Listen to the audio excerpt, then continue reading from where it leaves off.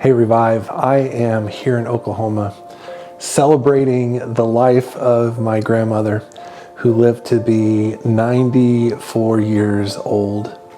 Anytime that you go to bury someone, there is some contemplation that happens, maybe that you normally wouldn't think about. Questions like, what is life really about? What are the big pictures? What does a successful life look like?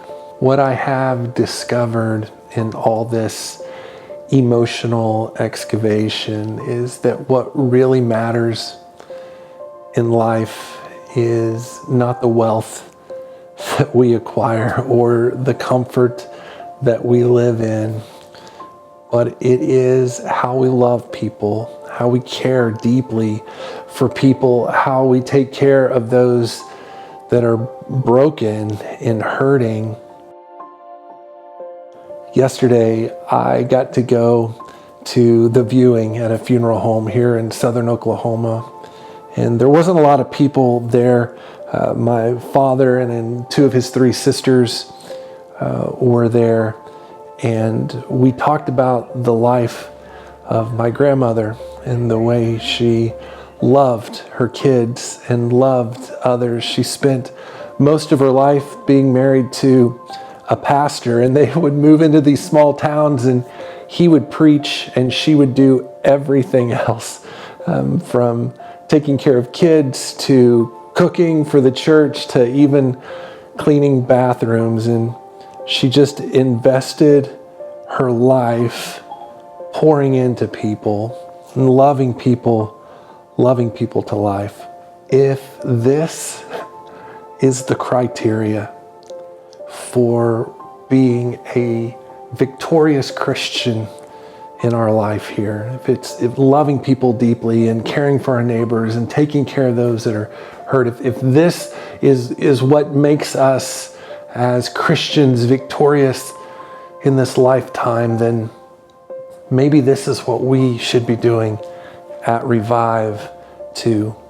We're not trying to grow some massive church. We don't want to be a country club where there's a waiting list to get in. We just want to love people where they are. I know one day, God willing, we're going to have a brand new building with an epic children's ministry and brand new comfortable chairs and free coffee waiting for you every Sunday when you roll in, and it will be climate controlled so it will be warm in the sanctuary. That day is coming, but I want us to remember that is not why we're here. That is not the end goal of who we are. The end goal is to love people to life wherever they are. We had an amazing 2020 for ministry. I mean, we helped and loved so many people. I just in the last, say, 3 or 4 months, we did our big fall kickoff. It was a huge success. We had people that we didn't know come and visit. Some of you invited friends. We gave away prizes at the carnival. It was a circus themed thing for those that were there, but we gave away live goldfish. We had a dunk tank, which I was on the receiving end of. We won't do that again.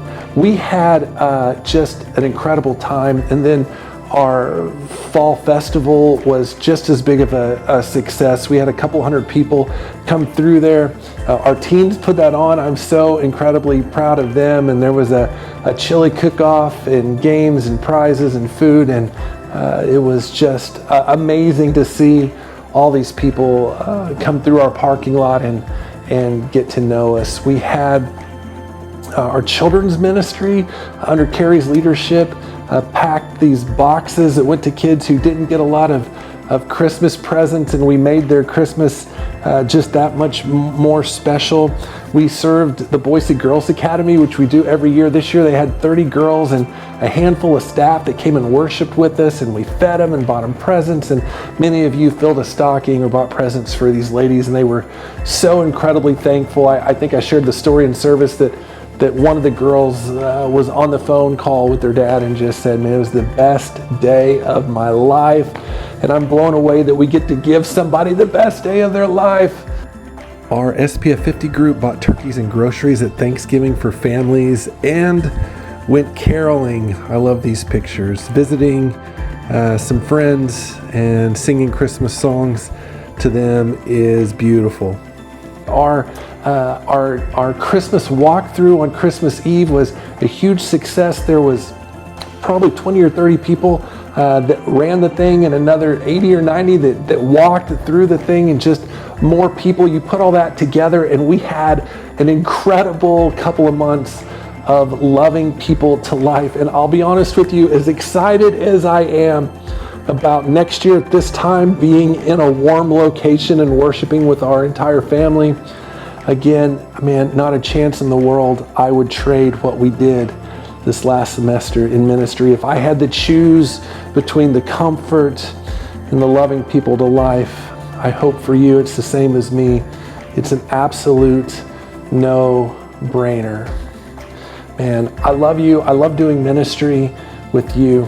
And I know 2021 is going to be better than ever. We're going to love more people to life, and we're going to take care of our fellow neighbors more deeply than we have in the past. And it's going to be an incredible time. And we do this not to build some wealth or comfort here. We do this because God has called us to do it.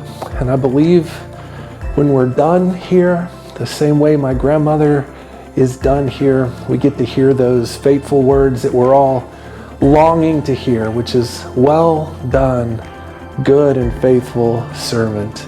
Now you can enter your rest, or like I like to say is, now you can take a break. Now you can breathe easy. You've done what you have done what you have been called to do. 2020 was an absolute incredible year, and I believe 2021 is going to be even better.